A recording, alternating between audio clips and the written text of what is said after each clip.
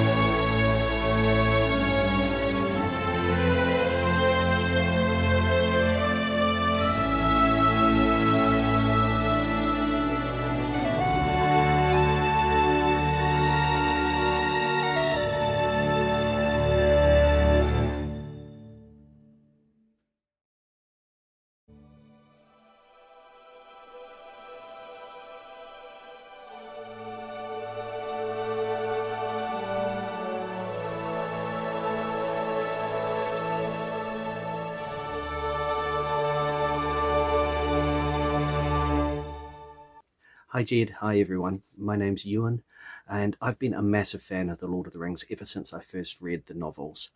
My favourite characters are Theoden and Eowyn.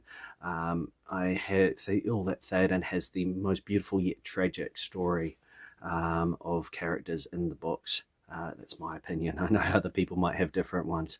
Over the years, as well as falling in love with the stories and the movies, I've been fortunate enough to play games, tabletop miniature games based on the films, paint the figures, which is a passion that I've carried on to today. And also more recently getting into cosplay, where I've been able to express myself in a way I didn't think I'd be comfortable doing. I've portrayed dwarven characters as well as the King of the Dead. At a recent Armageddon, meeting actors that have portrayed some of my favourite characters in cinematic history. As well as that, I've loved to collect all sorts of memorabilia. I've got a small collection of Weta icons and artwork, artwork from various New Zealand artists that I've picked up. My question for you, Jed, is the first time I encountered you on the screen was not in The Lord of the Rings with the amazing characters you have created there, but actually on the film Chinook Bear. That is a masterpiece, I feel, in New Zealand cinematic history. It tells such an amazing story of such a tragic piece of New Zealand military history. And I felt that the relationship between you and your on-screen brother was just so beautifully brought to life in such a tragic way. How much did that influence your future acting? And how much of a stepping stone was it for you? Thank you.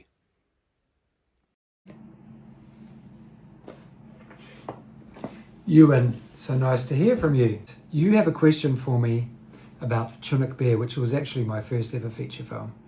And you asked me how much did it influence the rest of my career, and was it a stepping stone? Well, yes, it was the first film that I'd ever done. I'd done a lot of theatre, but hadn't done film.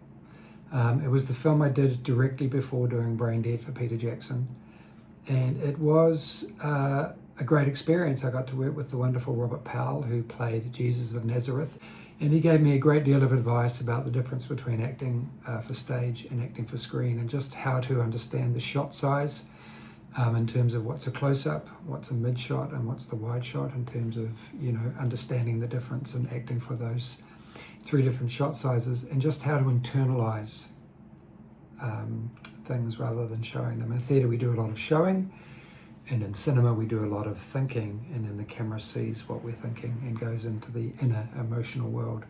And we didn't really study that at drama school too much, so a great stepping stone, and definitely influenced me in terms of wanting to do more films, because it was such a great part of the New Zealand history that I'd grown up knowing about Chinook Bear, knowing about the New Zealand soldiers at Gallipoli, and feeling like we were honouring all of those fallen servicemen from our country. So yeah, great question, Ewan, and do keep up all of your cosplaying, keep up all of your action figures and the painting that you're doing, and yeah, all the best to you. Thank you.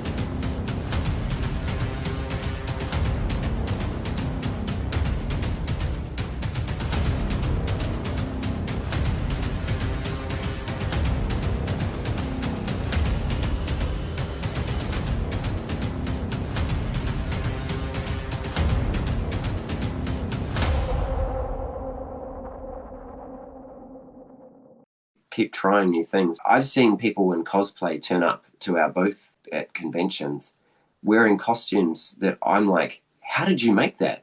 What are you doing here with this? So here's me, 20 plus years of making costumes and prosthetics and at you know, the highest level, a very, very high level. They've come up with things that I'd never even dream of that are so intelligent and so innovative and so fresh and new.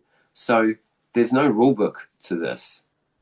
The only rule book is keep trying, keep trying new things, and every time you fail, hey, that's great. Don't do it that way next time. Do it a different way. Try a different way, and learn to love the craft of failure.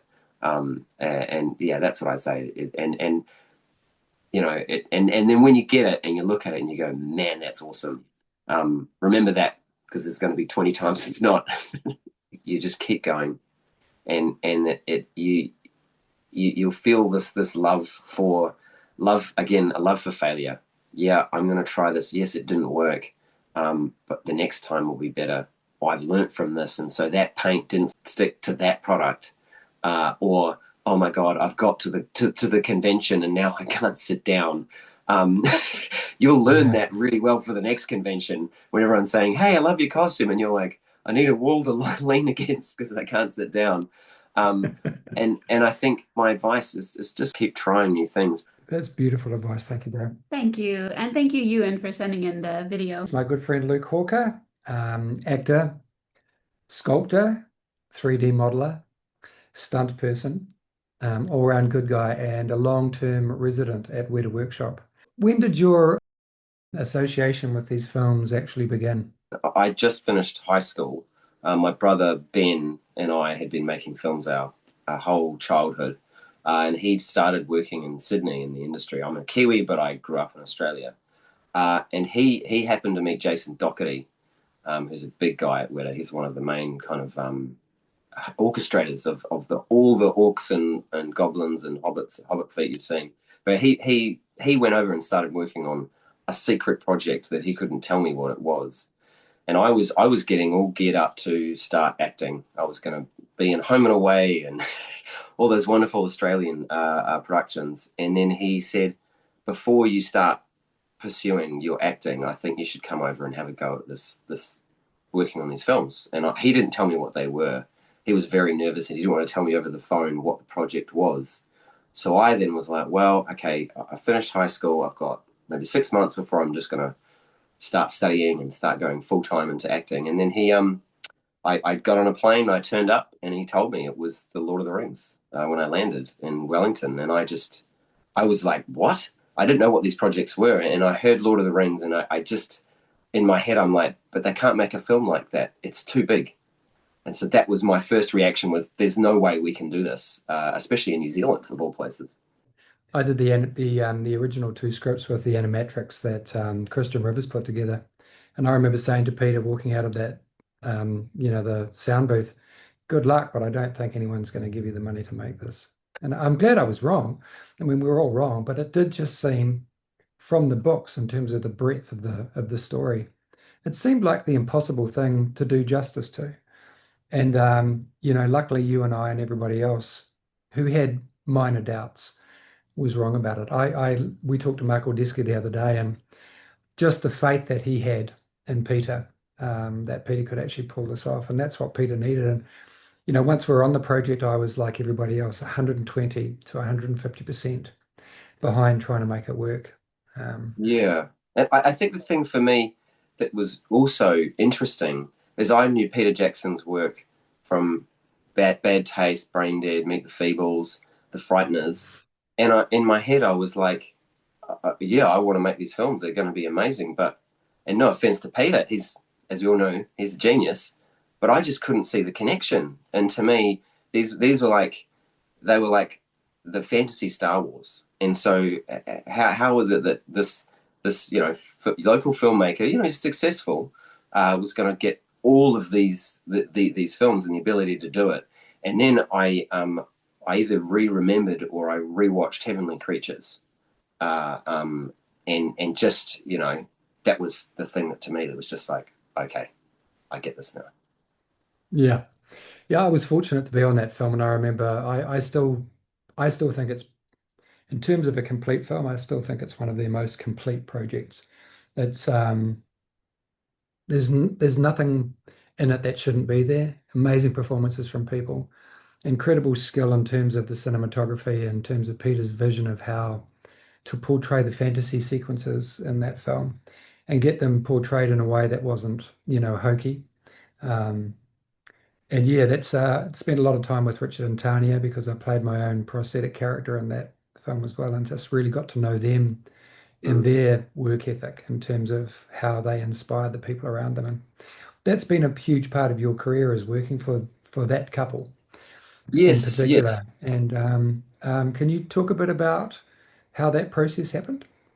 Well, the process, as I said, my brother Ben and I grow up making monsters, and he was older, 5 years older than me, so I was the guinea pig. My mum would come home and find house paint on my face and have to scrub it off with like a scrubbing brush and soap, and covered in like 16 rolls of toilet paper as a mummy. And so I got used to being put in makeup and stuff from the age of like 8 or 9, and started performing in front of the camera back when we were using Super 8 camera. So it was like you click that button and you hear that, and that's all our pocket money for the last 6 months going round and round. And so you can't stuff up a take because there's no readers. And so I'd learnt a lot of those skills of mold making and creating prosthetics and understanding latex and things like that. And also every now and then I'd get pulled out of high school and I'd start helping Ben make his creatures.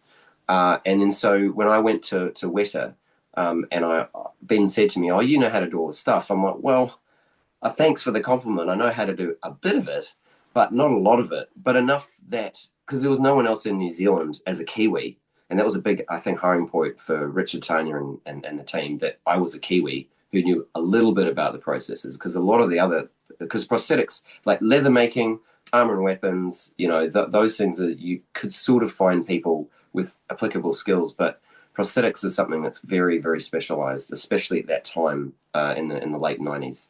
And so I basically started being an apprentice in the prosthetics area, in the mold room and in the foam room. And Richard really and Jason took a chance on this guy's kid brother. My brother Ben, if you've met him, he probably talks more than I do, which is a bit of a feat. But he sold me very highly, and so I felt the need to come in. But as you were speaking, Jed, I just remembered when I first walked in, as I said, when Ben told me they're making Lord of the Rings, and I went, hell no, that's never something that we're going to be able to do in little old New Zealand. When I walked into Weta, I just remember going, this is the most amazing creative place I've ever been in my life. I saw there was Barad-dûr, I think they didn't start Administereth. There was like people in the Urukai arms and legs that were starting. There was just the racks and racks of goblin armor, and it just was something that it felt like you were walking into a dream because of how real all those things were and how specific Richard and Tanya were about making it. No, everything has to be right. And so after about, I think, probably half an hour, I just went, okay, we're on, we're going, we're making this. Yeah. Yeah. Was there someone who made you feel safe when you were starting out as an actor? Apart from your brother Ben, was there anyone else who kind of inspired you, made you feel I safe? and this is by no means because of the current company, but it actually is you. It's Oh, actually you did. Yes. I remember because I knew you for years as an actor and as an actor who I aspired to be because I remember helping out with your stuff and with your armor or stuff like that. But I remember watching your performances and just thinking, that's what I want to do. I want to be in that space. And same with the stunt boys and girls that I put makeup on. I'm like, I wish I was in the chair because that's what I'd long to be. But you early on when I said to you, I want to be an actor, you said, well, you should just do it. You should just go for it. And you were so honest with your support. And then when I broke away from it and I started actually acting, and I was like swimming against the current, being this. Everyone knows me as a Weta workshop technician and artist. You just said, no, you got it. You're great. And I think you've made recommendations to other people yeah. for me and stuff. And so it was you. Yeah, you really supported me, and I think it was you, which is crazy because that question is interesting because it is you, man. Oh wow. Well, I'm really chuffed that I do remember that conversation that you had with me about the fact that you were seen as someone who worked at Weta Workshop and worked in the prosthetics department, and it was hard to change people's mindset. And you and I know that that's also true about being a creature actor. It's very difficult to get people to see you outside of wearing the mask. And, I've struggled with that in my career, and I've said many times, I'm not going to do it anymore. However, because it's so cool to work at that level with Weta Workshop, who is at the top of their game, you and I have been privileged to have been lucky enough to work with our friends. Not everyone gets to do that. There is a safety in terms of knowing that you're in good hands and that they're going to make sure that you get to do your best possible performance because they also know you, they know your families, they've known you since you first started. And there is a real comfort in that. I love it when I'm working for Weta, when I know that the prosthetics and everything that I'm wearing is made by Weta. And it's really different when it's not. Yeah, it is, and that's one of the things that's hard for me when I wear prosthetics and things that haven't been made by Weta, and I often don't tell people what I do for a job when I'm not acting because I don't like that idea. I think on a recent project I didn't tell my makeup artist for a couple of weeks, and then I just sort of said, they said, "Oh, what do you do when you're not acting?" I'm like, "Oh, I make prosthetics and creatures." I don't like, no one wants to be on the sideline picking holes in it. And I wanted them to, it's just not a nice feeling. But I do also know that being the shop guinea pig, it's very fun. And I also, what's interesting is that as you were speaking before, I also thought about my brother said to me, oh, because, and this is going to sound really trying to inflate your ego even more. When I started going against the current and started acting, my brother said, "Oh, you never know, you could be the next Jed Brophy." You've passed me. You've actually gone out there and come out the other side, bro. I, And I I Maybe one day you'll be the next Luke Hucker. that's what yeah. got to switch. If only I knew how to use a computer. I could see that you had talent. I'd seen stuff you'd done. We used to work as a reader for both Rachel Bullock and for Liz Mullane, and so I saw you in the room, saw that you had talent. It was an easy thing to say, just go for it, and I'm really glad you did. It was a brave thing, but look at you now. Yeah, I know.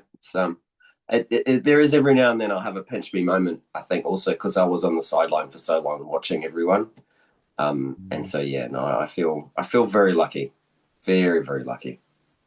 Yeah, you just to sort of go to the side, you've worn some test suits for some really high profile jobs. And in some of those, you ended up actually getting the gig, which was cool. Um, what's it like in terms of the excitement factor working on something that you know is going to blow fans' minds, like the Green Goblin suit, for instance? Yeah, yeah. It's hard because so much of it is problem solving and it's iteration. And so there's this, you'll see the design and you go, that design is so cool and it's so awesome. And I think I get about maybe 30 seconds to a minute before I start going, okay, how is that going to work? Where is this going to go on? How do we fit this in there? And how's the person going to be able to do the job? And so I often, I didn't used to say it so much, but now as my performance career has been a bit longer, I have to be the voice of reason with the team. And I have to say, look, this design is awesome. This thing is really cool, but we have to remember X, Y, Z. And I start becoming the stunt performers and the actor's voice in the room. And so what's really great for me is when I see those designs start where they start, and then they start to iterate to the point where I can wear it or I can see someone else wearing it and go, yes, now, because that's when I feel the actual character comes into the suit. Is when, because there's nothing worse than having amazing looking costume on a mannequin, but then it completely restricts the performance. But when I see those two marry, oh, I get so excited for people to see it, and I often, the fans are going to lose their minds. And then actually wearing it myself, then I just come back to I'm a child in a candy store, playing Yeah. dress up. We have a lot of fans who are cosplayers, and I'm sure that they can relate to that in terms of coming up with these amazing ideas for the design and then actually having to put it on quite often themselves, have it stay on and then have it be operatable. I've definitely been at some conventions where, I've seen it all go wrong on the day where they get up on stage and it breaks my heart for them because you know how much time and effort they've put into it, and then the wind comes up, the wings fly off. It's really hard sometimes watching it, and that's been the same for us. You and I were lucky enough to reconnect as performers and be the original gangsters along with the wonderful Phil Grieve on the Rings of Power. And there were a couple of days there where I questioned our sanity because it was so hot with all of those latex dragon skins that we were wearing. How do you, you know, how do you find your equilibrium? What's your key to finding comfort? Before a take when it's so rough, it's so tough, it's so hot. I, I think I've expressed it before. I feel, and I probably because I work so much behind the scenes and understand, I feel so privileged to be at the front of the camera because I've yearned for it for so many years. And I feel the shooting crew is like a triangle, and you're at the tip of that triangle, and then there's all these people behind you costuming, makeup, casting, the stunt team, camera, lighting. All those people are getting you to get to that tip of the triangle. It's your job now to perform, and it's your job to bring those creatures to life and to make the scene and the world work. And I think that's probably put me in positions where I pushed my body too far. But there's a certain magic word, which is action. Basically, once that word happens, all bets are off. Your body, you just keep going. I've been like, because also being a stunt performer, I've been probably quite seriously hurt, and then and I'm just lying there in serious pain until they say cut, and then you're like, okay, cool. And, I think it's something that you so many people would wish to be in that position, me being Yeah. one when I was younger, that yes, you're uncomfortable, yes, you're hot, yes, you can't really see, you're not really sure what the action is, but you hope on this take you're going to get it. You kind of owe it to the fans and to the crew and all those people. Just do your job, and unless you physically can't, and then also in that, once that word action happens, enjoy that moment. This is why you wanted this. Actually, Augie Davis said to me the other day, "You wanted this, Luke Hawker. You wanted to be a Yeah. wanted to be a stunt performer and an actor. Yeah, and I you can did. hear I can hear him saying that too. That's such an Augie thing to say. Yeah, Yeah. So yeah." you talked about performing through physical discomfort. Was there ever a time when you had to perform through heartache, when something was happening in your personal life that made it hard to show up at work that day? Yeah, Rings of Power was one of those projects that for everyone was a very because it was right in the middle of COVID in New Zealand, and so also because it was shot in Auckland and I'm based in Wellington, I had to travel a lot, and we were in they'd have lockdowns and we'd be there for months, and so I had a very big scene with Joseph Moore when my character got killed and well, basically he comes to cry over me before sending me on my way. That was the weekend right after I almost missed my son's 8th birthday, and I got very very close to. I think I either was thinking I was about to miss it that weekend, or I had just missed it, and I started to really question what I was doing. Because my family is really, really important to me. It's probably my career is important, but my family is still number one. And so that kind of heartache in my head, I'm doing this massive scene with an actor who I very, very much admire and respect, in the place where I've wanted to be for such a long point. Then I've got on the other side, and my poor son, it's his 8th birthday, and I had to, only just made it to his birthday. And so that heartache was sitting with me in that scene. And it's really hard, I think, to perform through that. Those are the points where I think it's really hard. But again, those magic words of your roll camera and action help you get through it. Because otherwise, what's the point of having a heartache if you're gonna crumble, in the moment? Yeah, it's a tricky one. There's that live to work or work to live, and our industry really struggles at times to have anything going. If COVID really killed our industry for a long time. Apart from Rings of Power and Avatar, there was really nothing else going. And we were lucky in some ways that we were allowed to work, but also the flip side of that, no one else was allowed to work. Our families, you and I, we had to be escaped from Wellington before the border closed. And I know that, I really struggled with how that felt. It felt like a bit of a betrayal that we were actually getting to go and do something when everyone else was stuck at home. And it was a really tricky time, man. But, we have to take advantage of those times when the industry is actually pumping. And that is, you miss so much. It's a very selfless industry. Yeah, selfish industry. And, it's tricky balancing that work life thing. It really is. It's a struggle. It Yeah. does help that my wife Frances, we met at a workshop, so we kind of we both understand what the industry requires, and so yeah, having such a supportive wife is basically the only way I'm here. What's something that you learned from failure that success never taught you? Failure, I think, in both in creation of prosthetics, creatures, costumes, but also in performances, is that you you start making something and it doesn't work and it doesn't work. Okay, all right. So we've learned that this doesn't work with this product, or this type of armor can't connect here. So there's all these learnings that you get from failure. But imagine if you got it right first time, you would have no idea that that one doesn't work, or doesn't work for that iteration or this iteration.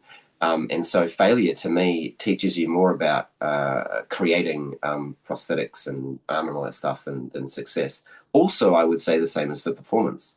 It's very, very, very clear when you try a performance and doing a lot of stunt work and acting. You go, oh, what if I did this and I reacted this way? It's like, well, that doesn't work. It doesn't look right. Okay, well, what if I do it like this? And so those micro failures and successes, I think, are the way that teaches you two things. It's fine to fail. It's perfectly fine to fail. Just learn from it and then iterate and then start to use it into your advantage. Uh, and then the other thing is that I learnt from failure of doing I don't know how many auditions and not getting anywhere. That when you get a role, really do your best, do your best for it, and so that with those failures, you learn that it's so important to turn up on time, know your lines, be present.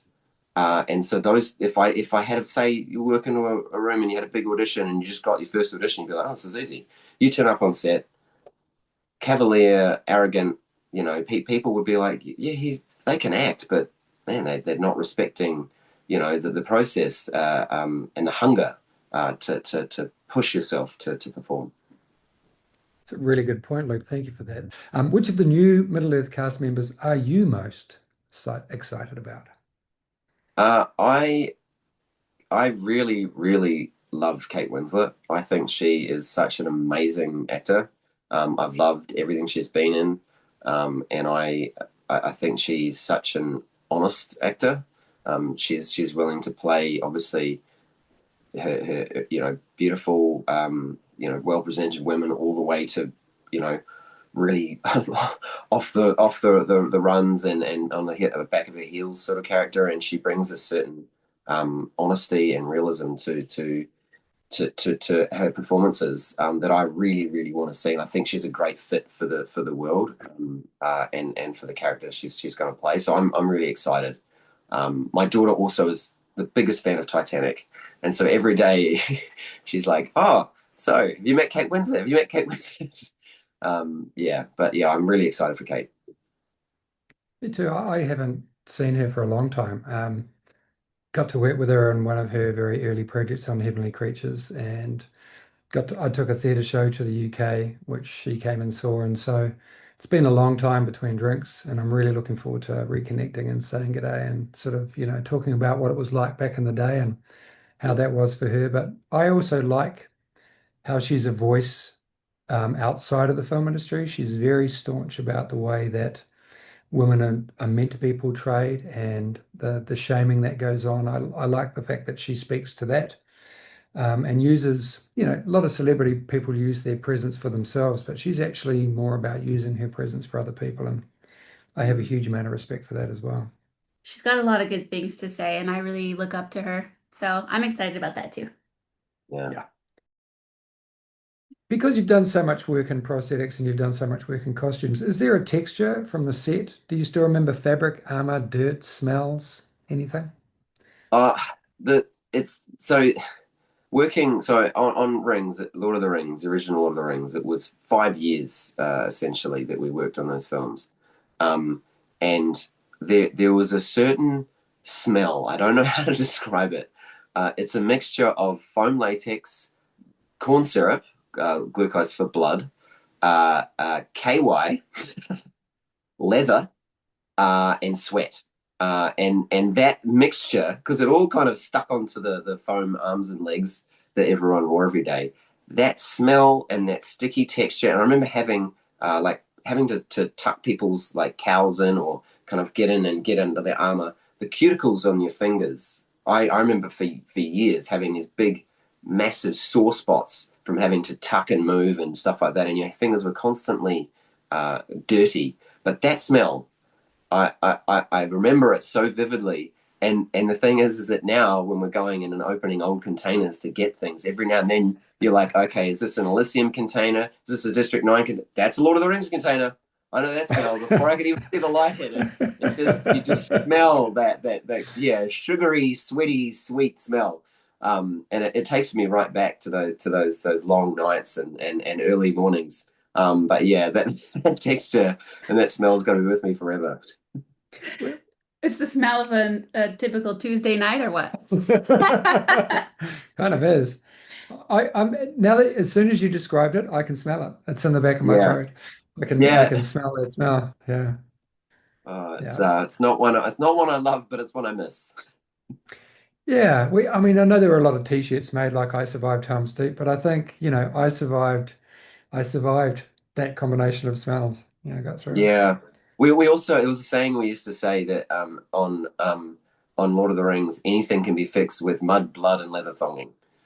Yep, absolutely. Yeah, It's because any too issue bad with we're the not cost. taking sponsors on this because we could get KY after that one. We were talking about that just this morning, actually, about the foam latex, how it dried out. And so using the KY to give it that sheen. Mm. And it's one of the things that we have to get used to. I was trying to explain this to young people wanting to do prosthetics. They said, what's the thing you have to get used to? And I said, someone poking your face. Every 10 to 20 minutes, someone's poking your face. And it can be very distracting. You're trying to take notes from the director and the DOP at the same time, and then there's someone doing this, on the side of your head. It's a strange and unique thing to creature acting, and especially foam latex creature acting with the blending of the many pieces, how it frays all the time of repainting. There was always someone in my face.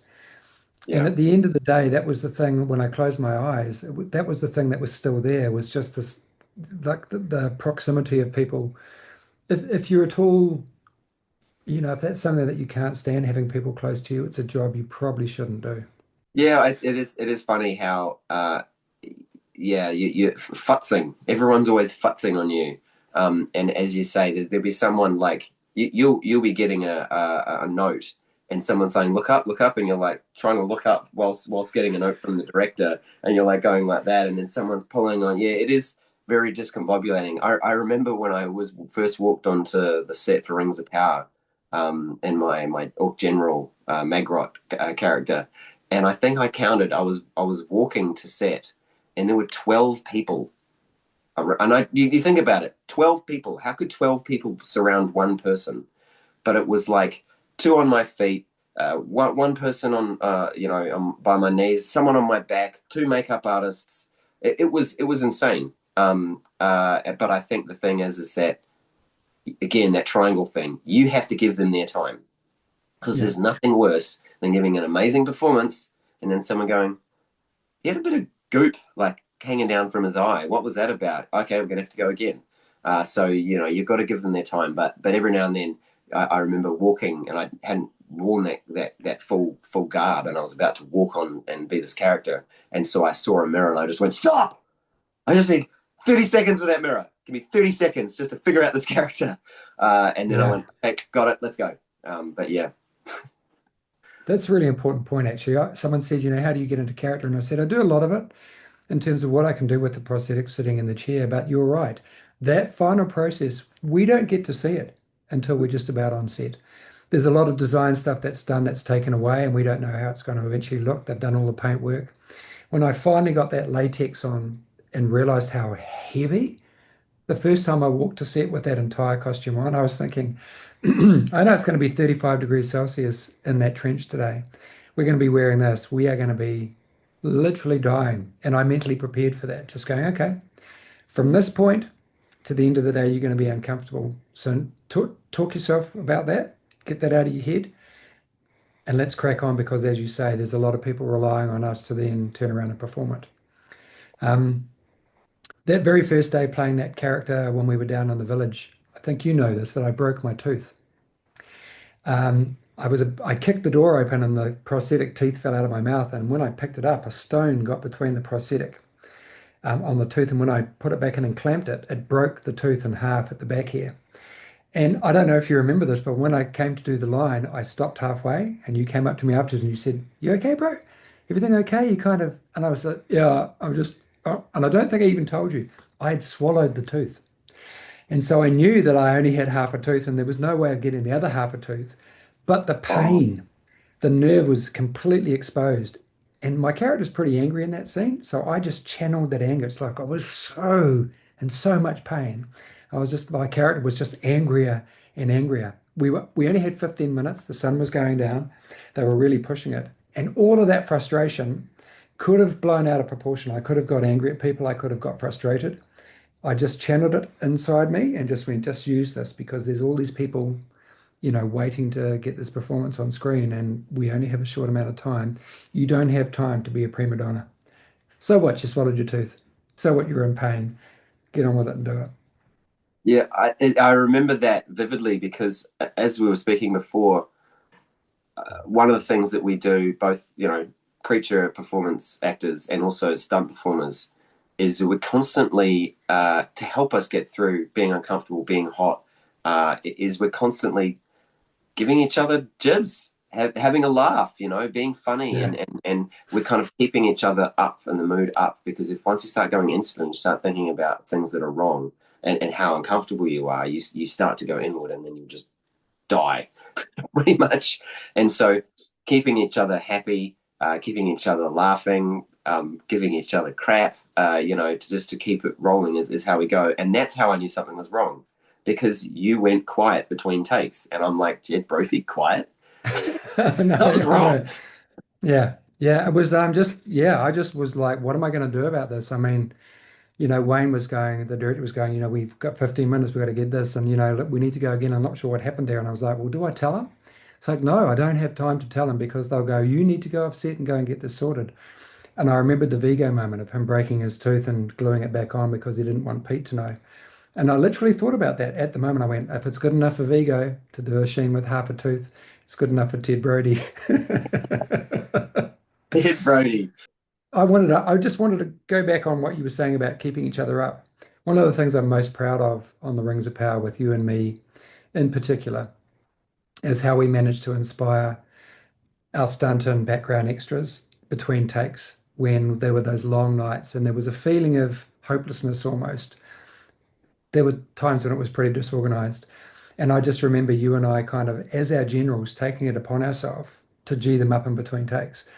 That came from Lord of the Rings. That came from the Uruk-hai doing that. That came from what we saw when you have a collective of people. If it starts to go down, it goes down really quick, and then it's really hard to lift it up.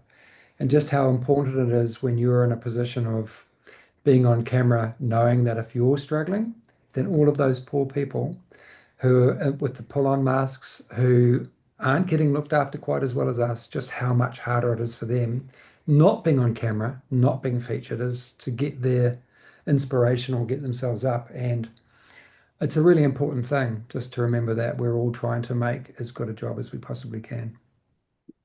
Yeah, I felt the responsibility, and I think you know that you're getting featured. You're there. You're right in front of camera. All your hard work is, you know, pretty much hopefully going to make it to the cut. But you know you're in the camera and you're there. All those people behind you who are supporting you, yeah, that they are as uncomfortable, if not more uncomfortable than you. So yeah, let's a do the good performance for them, but also inspire them to help support you. And it was from the original Lord of the Rings and Helm's Deep specifically, where I think that we got that concept of we are in charge, we're the generals, we need to get everyone up. And I still remember that every now and then while they're waiting, full prosthetics, rain towers, someone would just start the chant and start just, and it was inspiring. To see that, and that just shows how much those films inspired the original films people to go through absolute hell, but do it together. Yeah, we could write a book of, the bad days that we had in terms of what we had to do to get people up. It was Yeah. tough. Do you have a comfort film or a book that you turn to? Just something that you like, a companion, like a book or a film that's a companion to you. I am a massive fan of Ridley Scott's Alien, the first film. And that film, to me, it doesn't sound like a comfort film to some people because it's very dark and very Oh you know. dear. I've got a name of someone you can go and talk to. But I think the reason why I love that film so much is, to me, it's a piece of art, in all senses of the word. The story, the execution of the sets, the costumes, and the characters, the performances, and I think that was the first time I saw a film where I saw a creature on set, on a screen, and went, I don't know what that is. I don't know how they did it. It's scaring the hell out of me. And I think that yes, although it's not a film that makes people feel good, I feel it, to me, it makes me feel so blessed, to work in the industry that I do, to have that you know there's such a perfect bow of a film to me that I'm like, I work at the same, not the same level potentially, but I work in the same zeitgeist as a piece of art like this. Yeah, would you have one in your bedroom? Well, an alien. Yeah. How do you know he doesn't? Yeah, well, I don't. I know, we know someone who does, but would you? Yeah, maybe. Yeah, we shot Lord of the Rings back in the day on Super 35, and I just remember just how important it was, the rehearsal process for Peter to get things right before we actually started rolling. But also how he would start to roll sometimes on rehearsal because of the magic. You talked about how sometimes failure is a better teacher than success. He learnt that sometimes you got a little bit of magic in rehearsal that he wouldn't get in a take because everybody was so worried about getting it right. And that's become a kind of a theme in his shooting, is rolling on, final rehearsal, knowing that there might be a little gem in there. So have you ever felt like you've done your best take in rehearsal? I think it's a really hard thing to contextualize and even to do is that we as actors we talk about discovery, always discover something new in the scene because it's the first time it's happened to your character, and that's a really hard thing to emulate sometimes of finding those discoveries and finding it. And so I think sometimes in a rehearsal, yeah, I've kind of gone, oh man, the rehearsal felt better. Um, but then when you keep pushing it, you keep going, there's often a point where you're like, oh, okay, now I understand this. And I think I think there's also I've found there's certain takes that people know, you'll do a rehearsal, okay, you'll do a take, and then you do one take, and you're like, oh my God, that was almost perfect. That was so good, it was almost perfect. Let's do another one. And it often doesn't feel as good. Like, you're trying to replicate that magic, and it is that lightning in a bottle moment. Yes. That's why I think it is smart to you're learning from your mistakes because you're almost as you're doing that first take, you're kind of feeling yourself out in the dark here. You don't actually know where it's going to go. And so yeah, I think you can also over perfect a scene and over perfect a moment, and sometimes gritty, a bit stumbly, and a bit every now and then I'll see in a film which I really love is that an actors have obviously stepped on each other's lines, and they'll say what do and that drama of even whose turn is it to talk creates wonderful back and forth and implications. Yeah, yeah, the messiness of acting to me, I really like, and keeping it fresh. The perfection of acting. I mean, I haven't played many elves, but I'm not. I kind of prefer orcs, Yeah. goblins. Yeah. Yeah. Elves to me are a little I don't know, a little too put together. No offense to all my elf mates. Can you think of a time that you just had so much fun on set, whether it be during Lord of the Rings or The Hobbit? Is there something that stands out to you? Having fun. Yeah, I think that as a stunt performer, I often get in trouble with how much fun we're having because we're supposed to be dying or we're supposed to be scared or whatever, and we're just constantly laughing and having a good time, and so I had that to me is such a wonderful thing is to be able to have fun. On set, whilst all the pressures and all the dangers, and I think it's for stunt performers. I think it's a lot of it's actually to deal with the fact that hey, someone's about to get set on fire. Let's have a laugh. Because if you thought about it the other way, it would be, it would be really bad. Not saying we're unprofessional, but in getting yourself mentally prepared. And also, if you're not getting teased, or as I said before, the other when Jed hit his tooth, if you're not constantly giving each other crap, you're like, is something wrong?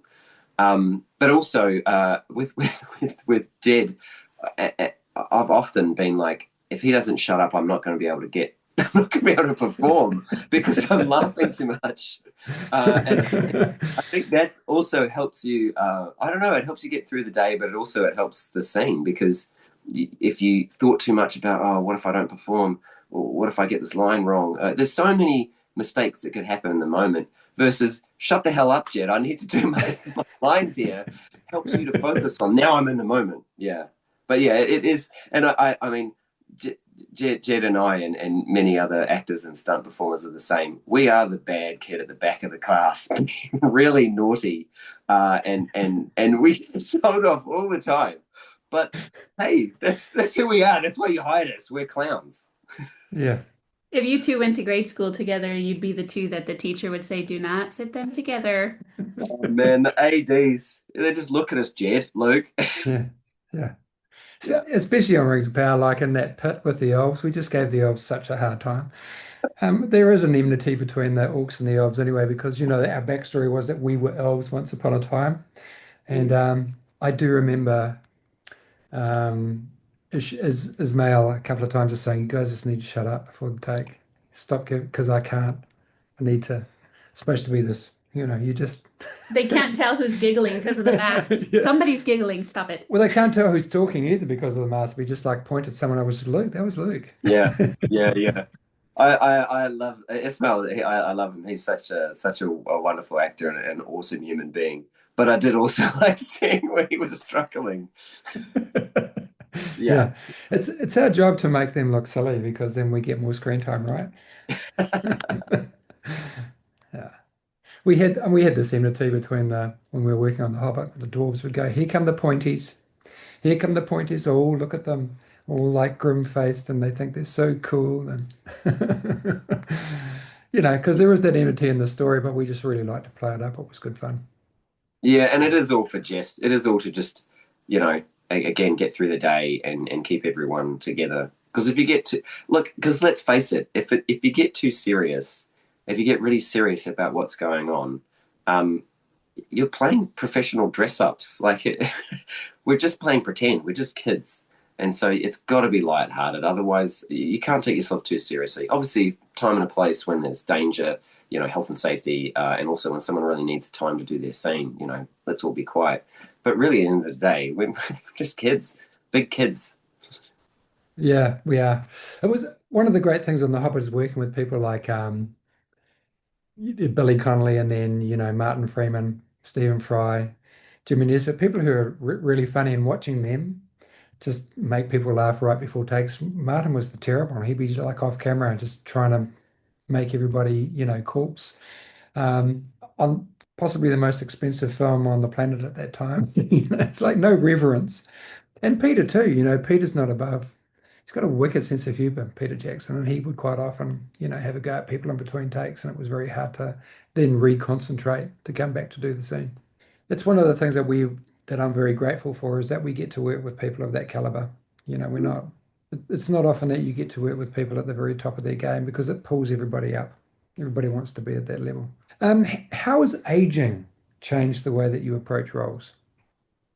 Uh, being I think two things. I used to really yearn for that one role that was gonna make me, the okay, I won't have to try anymore. I'm gonna get this role, and then that's when I was younger. I really, really wanted that.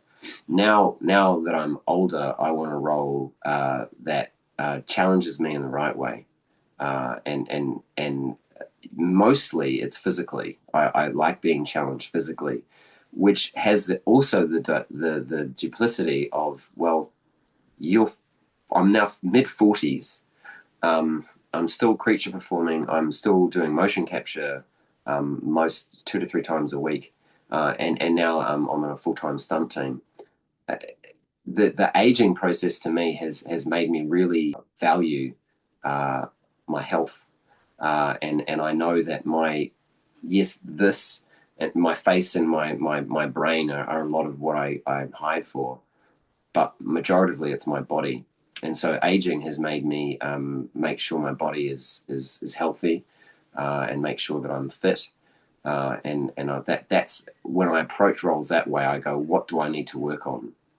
Knowing that when I was like late 20s, early 30s, I'll do a few push-ups, go for a run, I'll be right. Whereas now I have to start training really, really hard from day dot. And yeah, that's really how it's changed me. Like doing so many squats, so much crawling. I've learned to love that part of the process. Is how do I get this tool, my whole body, fit when I'm so much older than most of the other kids who are doing it.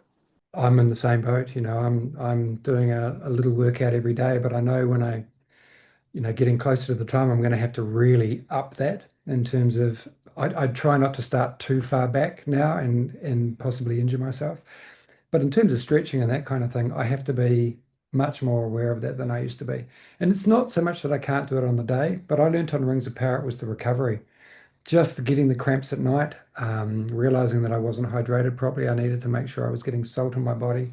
All of that stuff was exacerbated with that aging process. But there's also, for me anyway, there's like, I'm damned if I'm going to let some young whippersnapper come and take this part simply because I'm broken. I'm not going to let anyone see that. I want people to still hire me.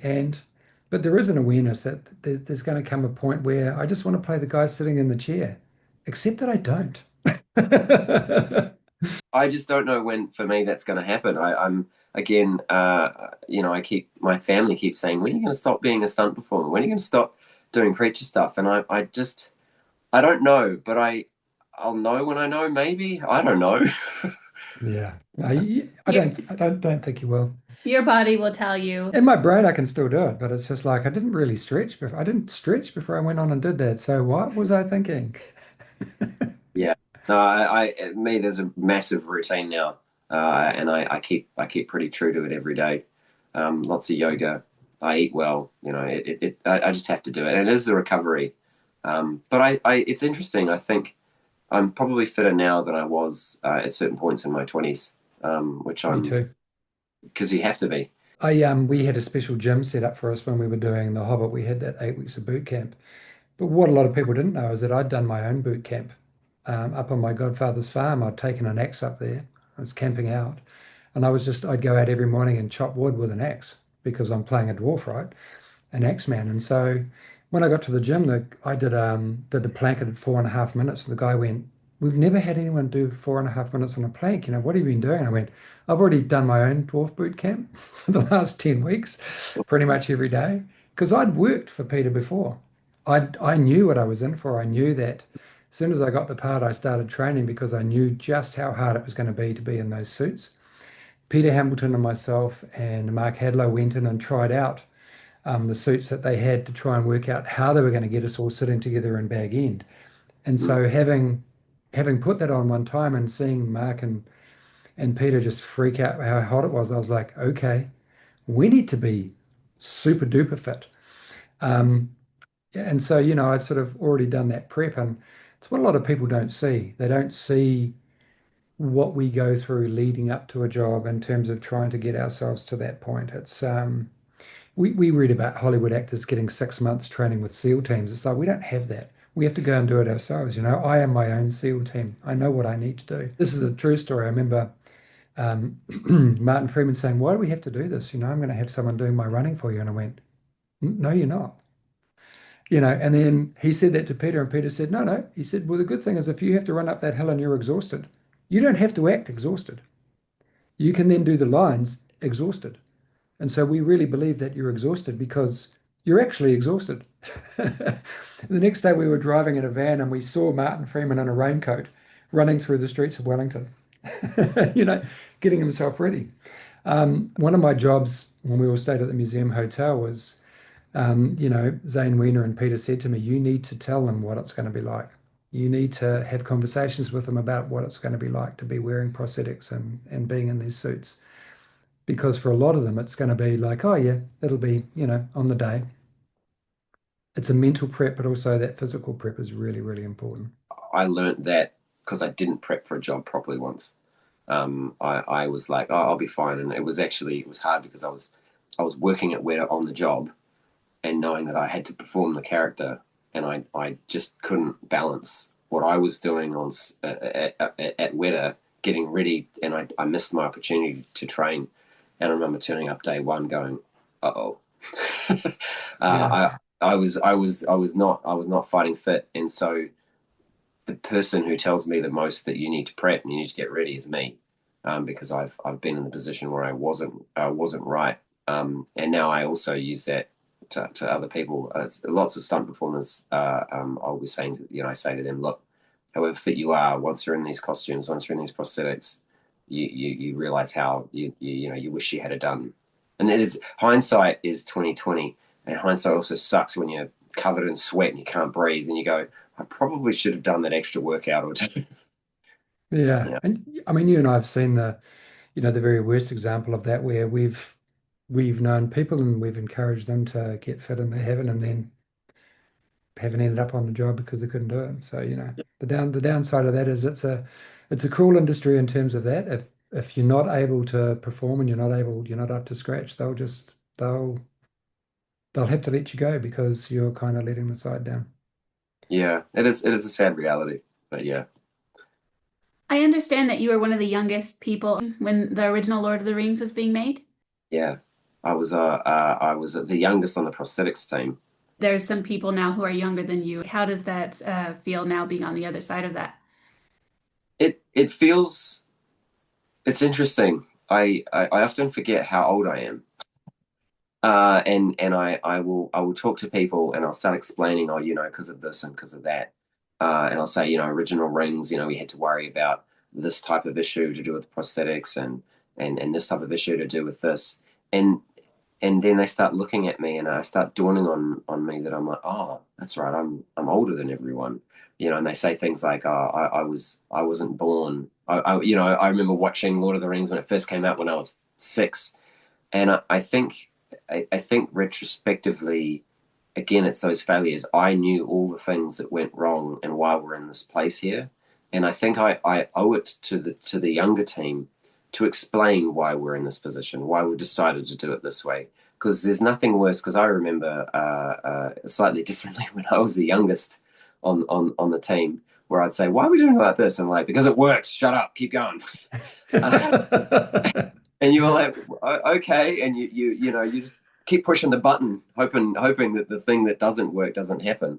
And so I think it's really important to you owe it with your experience to tell the team the whys, as to why we do it this way. And also, but also in the same vernacular, I really like it when I'll say to someone, I'll say, look, we did it like this because of this, and this, and they go, I think it'll work if I do it this way. And you're like, oh no, no, I'm not sure. And they're like, we've tried it that way. I'm like, I think it'll work this time. And you go, okay, cool. You go do that, see what happens, and allow them to fail in a safe space. And I think that's the other thing is that the experience is taught is teaches you what it's okay to allow people to fail with and to try, but also the things that's like it's not okay. No, you cannot test that because bad things will happen. Yeah. There's a safety issue when it comes to exploration and innovation, but one of the reasons why we were able to pull off Lord of the Rings in the first place was that trial and error, that innovation that we as Kiwis go, well, okay, I know that they in Hollywood telling us we have to do it that way, but I kind of feel, what if I do this? And, a lot of the stuff that is now industry standard comes from that innovation that happened on Lord of the Rings. If you look at the massive system in terms of what that did, the special effects and the way that we do prosthetics and just the high regard that Weta Workshop has held in worldwide is because of that attention to detail that starts with Richard. He Mm, once said to me, nothing leaves the workshop that we are not proud to have leave the workshop. We don't want to have anything leave here that we cannot say that we did our very best on or that we are happy with. And that comes from keeping it as a place that hasn't really changed its philosophy from the very beginning in terms of we're here for excellence.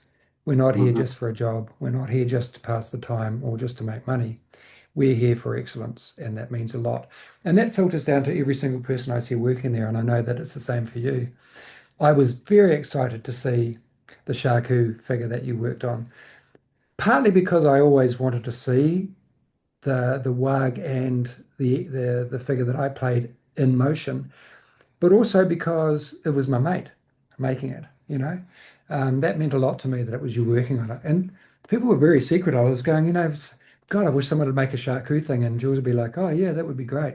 Not knowing that you guys already were. But yeah, so cool to have that.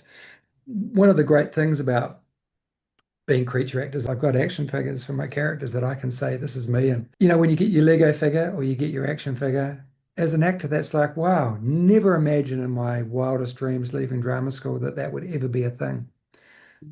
Not something that was on my radar. And that's a big part of, what Weta is to me, as well as that. I walk in there just going, oh my, I want all of this stuff. mm. You did such a good job on that Charcu figurine, by the way. Oh, It's thank you. awesome. How much time did it take you to paint that leather thong he's wearing? Well, the microscope was the hardest thing. We couldn't find one that was like, powerful enough. Ah.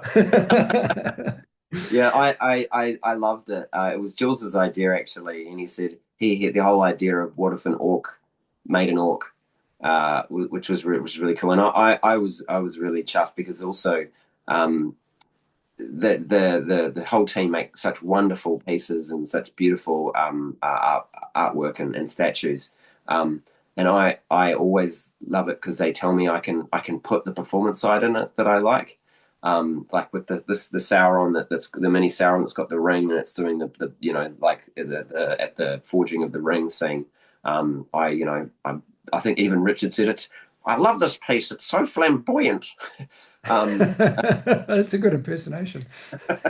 and so with your one with Shaku, I was like, I need this thing to look like it's charging, about to kill. And I really wanted to. And so actually it was quite funny. So I was like, okay, so I need to get the dynamics of the statue really, really well because it's Jed, another physical performer, and it has the character so cool. And so I started sort of blocking it out, and I was like, oh, it doesn't feel right. I need to feel the how the anatomy is working and the weight. And so I'm like, okay, I need to get someone to scan me, and so I can do it. And so I asked my mate, I need you to scan me. And they're like, oh, uh, what can we have you riding? And I'm like, oh, someone's got a motorbike that we can set up like that. And then so I had to I had to readjust my underpants to do it.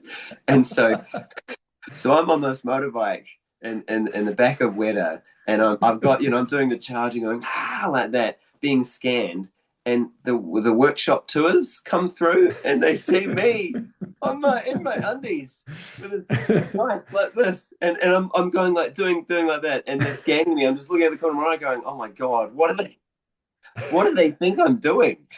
They're Yeah, like, "What- I wonder what Mission Impossible film that's from." This is what he does on his lunch break. yeah. This is what the But Widow-workers do.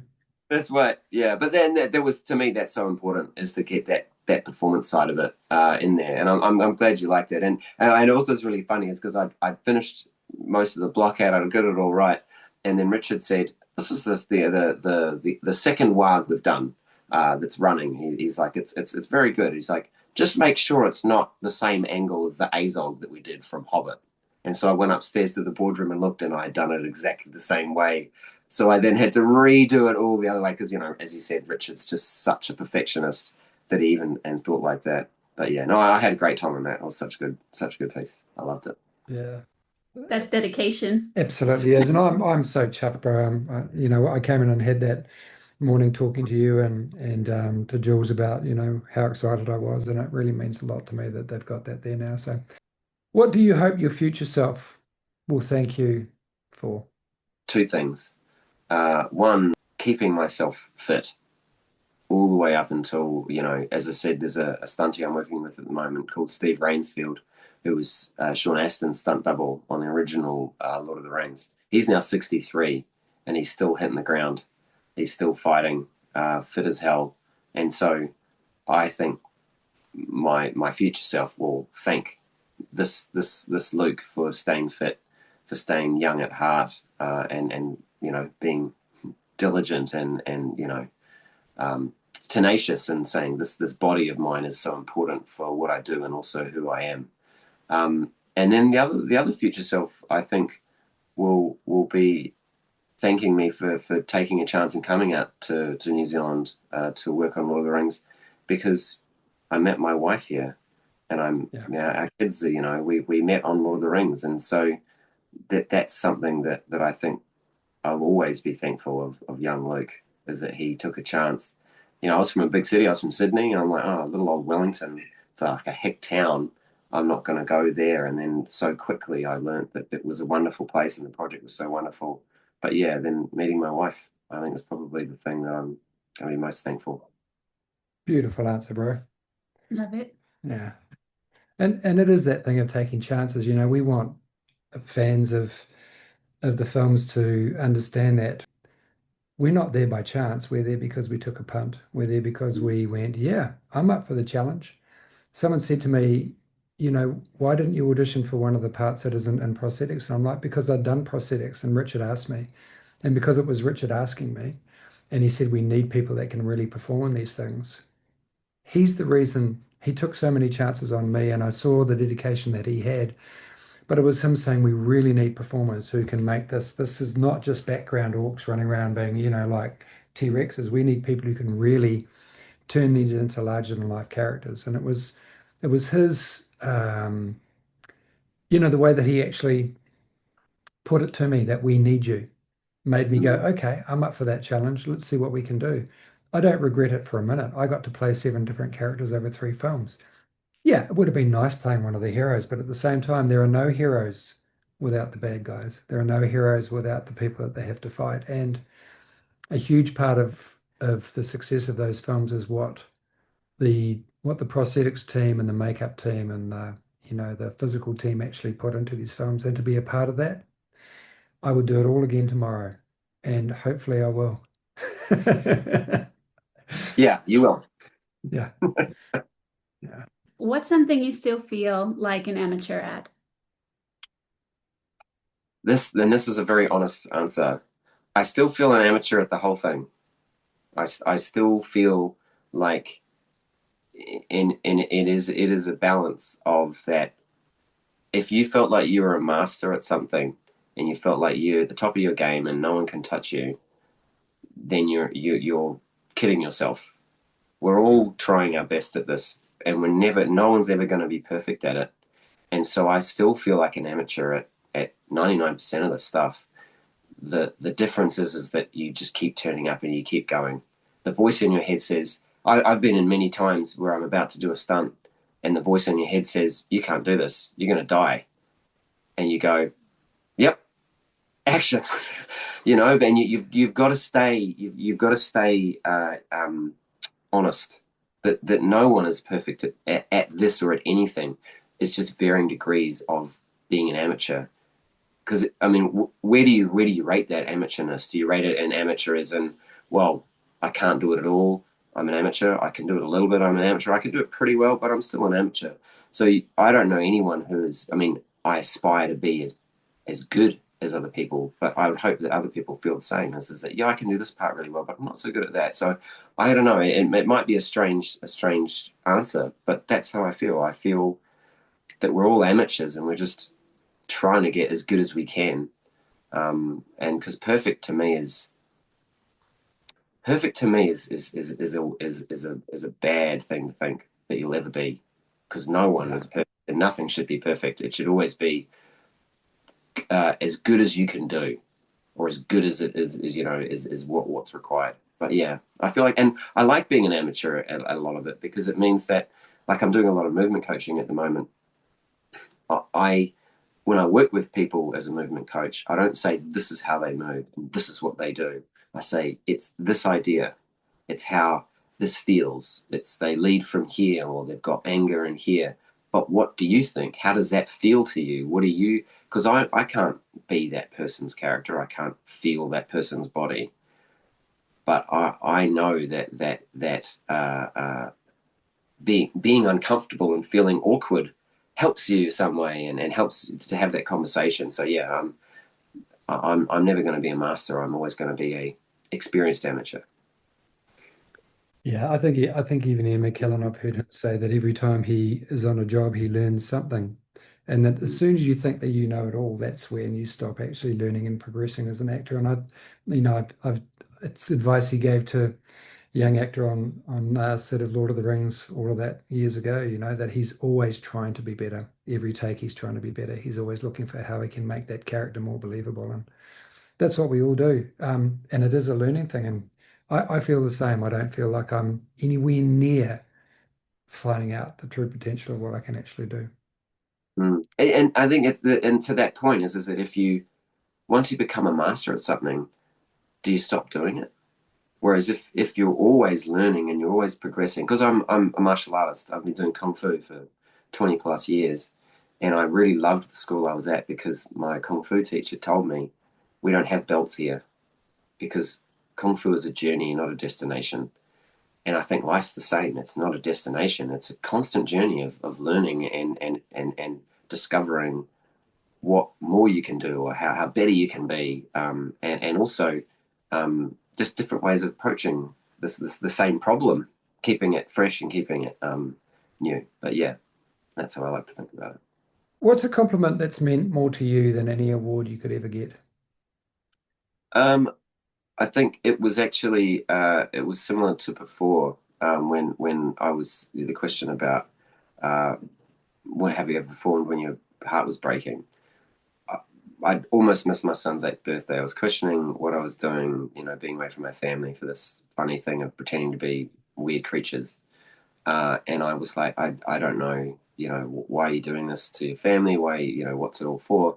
And then Joseph came up to me and after that scene and just said, "Thank you so much." He said, "You're such a wonderful actor," and and basically gave me this massive compliment. And I just was like, "Holy crap! If an actor of his caliber, and he was genuine, if an actor of his caliber gave me that compliment, I just like, okay, all right, I guess I'm in the right spot." And Yeah. yeah, it was pretty big for me, because that saying where you're good at everything, but you're not really, Jack um, of all trades, master of none. Yeah. exactly. And so I often think, is it like, well, looks kind of good at everything ish, but not great at one thing. And so I think that kind of plays in my mind. And so for people to not know, because as I said, I didn't tell a lot of people on Rings of Power and other jobs I'm on. I don't tell them what I do for a day job. For him to just compliment me as an actor, I was like, okay, okay, I'm in the right spot now. Yeah, that was pretty big. Excellent.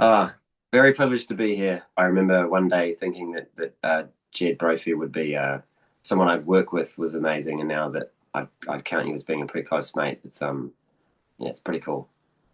If If more of more us was valued valued food food and and cheer cheer and and song song above above hoarded hoarded gold, gold, it it would would be be a a merrier merrier world. world. May the hair on your toes never fall out. Thank you. Luke Corker, thank you very much. Thank you.